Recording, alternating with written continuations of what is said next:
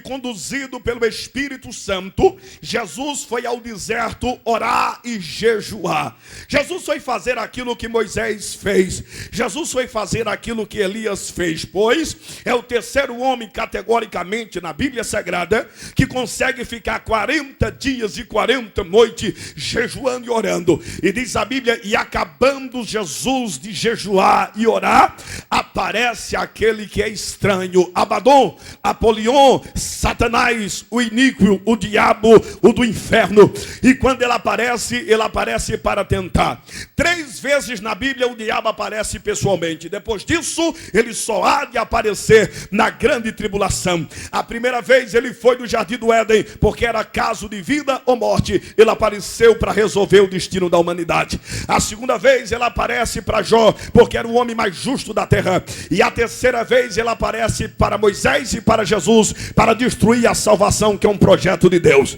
Quando Jesus acaba de jejuar, ele oferece uma proposta dizendo: se tu és filho de Deus, ordena que esta pedra se transforme em pão. Jesus disse para ele: Satanás, nem só de pão viverá o homem, mas de toda a palavra que sai da boca de Deus. O diabo pega Jesus e leva para o templo e lhe oferece as riquezas do mundo e da glória e diz: se prostrado me adorar, eu te darei. Ele induz Jesus ao que se chama tentação do corpo. Existem 3 tipos de tentação. A primeira tentação é psicológica. A segunda tentação está nos olhos, se chama sedução. A terceira tentação é o querer do coração do homem. Ora, o diabo esparrama 3 tentações.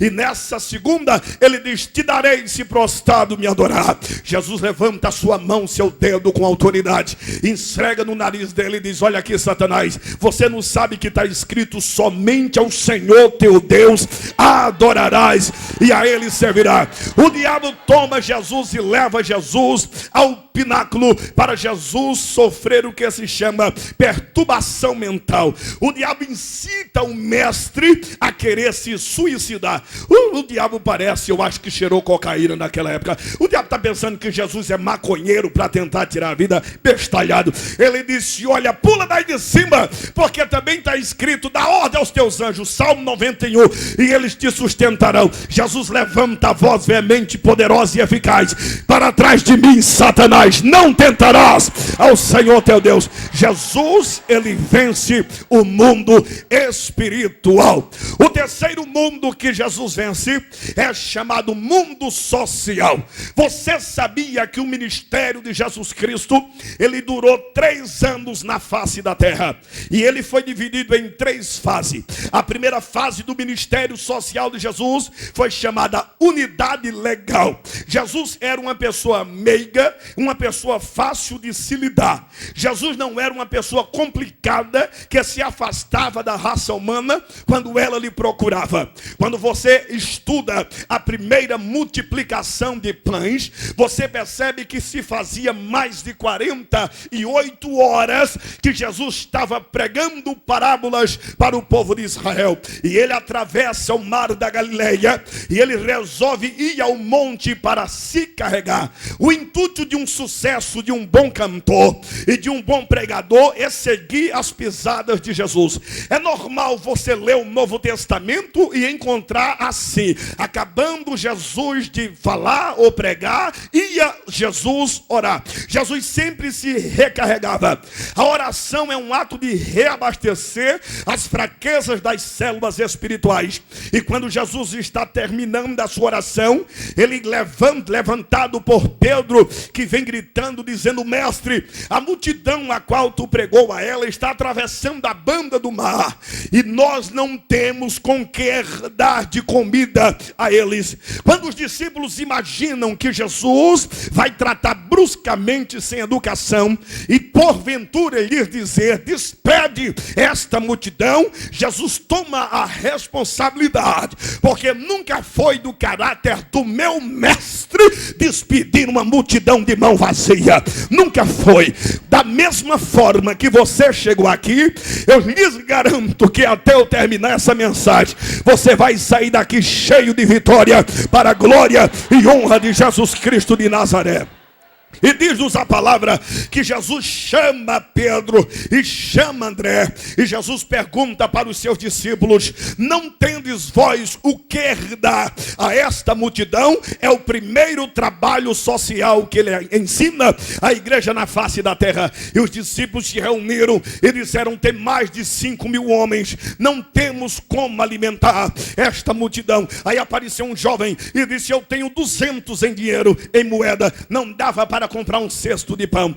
Então só havia 5 pães e 2 peixinhos. Jesus então assume a responsabilidade. A primeira palavra de Jesus foi: dar voz de comer a ele. Jesus está imprimindo um ritmo social na igreja.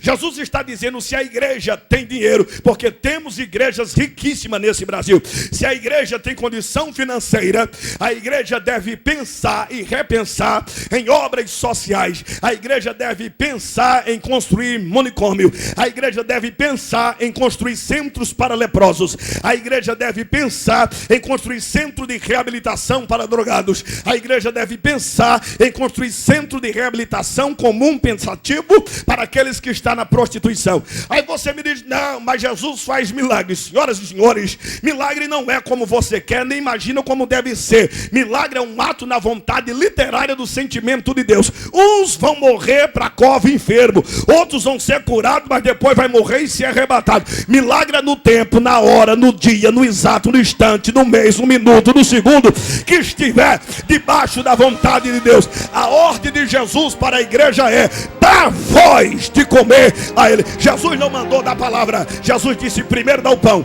Agora, como eles não tinham dinheiro suficiente para alimentar mais de 5.000 pessoas, segundo os historiadores diz que tinha mais de 12 mil pessoas, porque não se contava mulheres e não se contava criança. Então Jesus perguntou: tem pão sobrando? Tem peixe sobrando? E eles disseram: temos 5 pães e 2 peixinhos. Então Jesus levanta os cestos para os céus e ora ao Pai e agradece. Quando Jesus agradeceu, diz a Bíblia que ele chamou os discípulos depois de agradecer e disse: reparte a nação. Você sabia que 3 vezes Jesus agradece no Novo Testamento, e as 3 vezes que ele agradece, um milagre sobrenatural acontece? Jesus nunca me ensinou dizendo receba para agradecer. É errado, é antibíblico, é antilógico, é antipensativo. Jesus primeiro agradeceu. Na multiplicação de pão, primeiro agradece e depois multiplica. Na ressurreição de Lázaro, primeiro agradece e depois Lázaro ressuscita.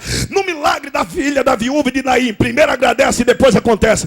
Nunca agradeça depois que receba. Se você quer ser inteligente, agradece primeiro. É aí que o diabo vai bater a cabeça. É aí que o inferno vai ficar louco. É aí que o diabo vai ficar assustado e dizendo: mas eu não estou vendo ela de carro novo. Como é que ela está agradecendo? Eu não estou vendo ela de casa nova. Como é que ele está agradecendo? É como se você fechasse a mão bem fechada e desse um soco no nariz daquele condenado. É isso que Jesus quer. Agradeça antes de receber, porque é certa a tua vitória aqui hoje. Senhoras e senhores, Jesus está ensinando na primeira fase social a tarefa de auxílio da unidade. A segunda fase no ministério social de Jesus foi chamada lei de igualdade. Jesus nunca disse que era maior do que Pedro. Ao contrário, alguém um dia começou a dizer que era maior. Houve um dia que Jesus reuniu seus discípulos e disse: ide e pregai, curai os enfermos, ressuscitai os mortos, limpai os leprosos, expeli os demônios e ficai feliz. Diz a Bíblia que quando eles voltaram da maratona ministerial, aí começou um para o outro insultar e dizer: você viu como foi que eu tirei aquele demônio? Você viu como foi que eu tirei a enfermidade? Não precisou nem eu colocar a mão, eu só dei uma olhada e disse: sai. A enfermidade saiu. Aí entre eles começou a haver uma discórdia, e um dizia que era maior: eu sou maior, eu prego mais, eu canto mais, eu tiro mais demônio, eu curo mais. Aí Jesus chama os 12 e diz: sentai-vos. Aí sentaram sentaram sobre a relva. E quando eles sentam na relva, Jesus disse: eu quero dar uma palavra para vocês ficar lembrado e nunca mais se esqueça. Nascido de mulher, não nasceu ninguém até hoje maior do que o meu primo chamado João Batista. Aí eles colocaram a mão na cabeça e disseram: é impossível, João nem te segue. João está lá do outro lado comendo rapadura, engolindo com farinha seca, se alimentando de mel silvestre, dizendo que é profeta, e tu tem coragem de dizer que é maior, que João é maior do que nós todos. Aí Jesus chama os demais e diz: lembrai-vos no dia em que vocês foram rebardados pelos fariseus, e os fariseus disseram: Jesus batiza mais do que João. Embora que Jesus nunca batizou ninguém nas águas, mas os seus discípulos, a humildade de João é o caráter de ser maior. Os discípulos não tinham humildade até depois da morte. Jesus parece que eu estou vendo quando ele disse: lembra quando João levantou a mão e disse: eu não sou o dono da noiva, mas ele é o dono da noiva, importa que ele cresça e que eu diminua. João provou o caráter da sociedade na face da terra. Eu quero dizer à senhora, eu quero dizer ao senhor: se você canta bem, pode dar glória. A glória não é sua, é para Deus. Se você prega bem, nunca levante o seu nariz. Você não passa de ser um vaso que por Deus é enchido, revestido, tomado, possuído, levantado, o qual Deus vai usar. Você não passa de ser um instrumento dos quais o Senhor vai usar. Existem pessoas que têm facilidade de se gloriar pelo que é. Existem pessoas que têm uma mente medíocre, uma mente pobre, infantil, que tem coragem de se gloriar pelo que Deus está lhe dando. Tudo está que passa, casa passa, carro passa, móvel passa, avião passa, tudo vai passar, mas as promessas não passam. Se você está aqui hoje, não é pelos seus pés. Se você está aqui hoje, não é pelo seu coração. Se você está aqui hoje, é porque Jesus travou uma luta na porta da tua casa. Pela vontade do diabo, você não viria aqui hoje. Talvez você nem imagina, mas lá no inferno o diabo levantou uma reunião e convocou milhares de demônios para impedir o resultado da tua vitória aqui hoje. É por isso que você entrou com dor de cabeça, é por isso que você entrou com dor de barriga, é por isso que você entrou triste, chorando e não tem coragem de adorar. O diabo quer te calar, mas segura o inferno, porque nesta noite Deus está preparando uma apoteose sobrenatural. Deus vai mandar.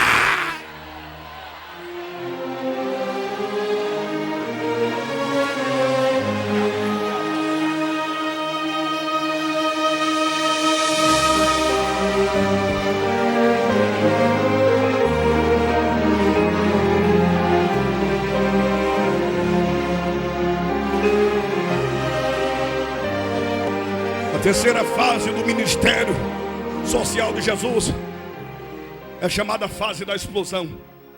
As obras que ele fazia fez a diferença. Jesus conseguiu fazer coisas que os fariseus nunca fizeram. Jesus visitava a casa de pobres.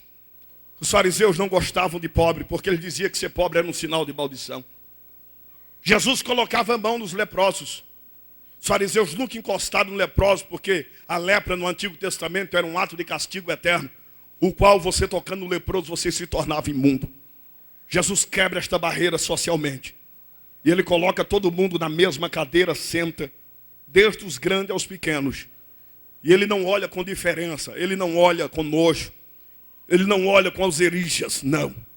Ele olha com um semblante de igualdade e faz com que todos sejam participantes do que ele quer. Então Jesus vence o mundo social.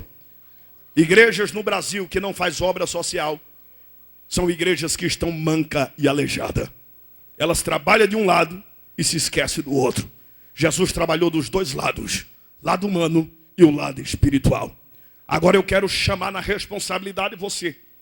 Eu quero falar sobre o quarto mundo que Jesus venceu. Se chama mundo político. Talvez você me diga: Jesus era político? Não. A maneira de pregar ou ser um pregador já é fazer política. O que é ser político? É passar ideias cintilantes ou ideias sintéticas que alguém vem adquirir, repensar, entender e dar um voto de confiança. É ser político. Qual é a arte de um pregador? Pregar, além de ser um dom, é uma arte.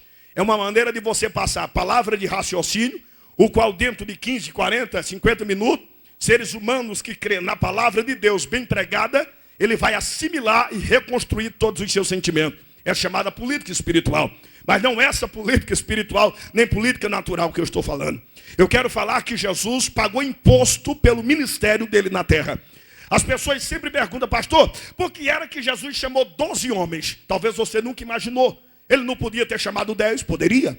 Ele não podia ter chamado 13? Poderia. Ele não poderia ter chamado 20 qualidades? Poderia. E por que 12? Porque 12 ele estava dando um culto de ação de graça todo dia ao Pai, por aquilo que o Pai exigiu de Israel.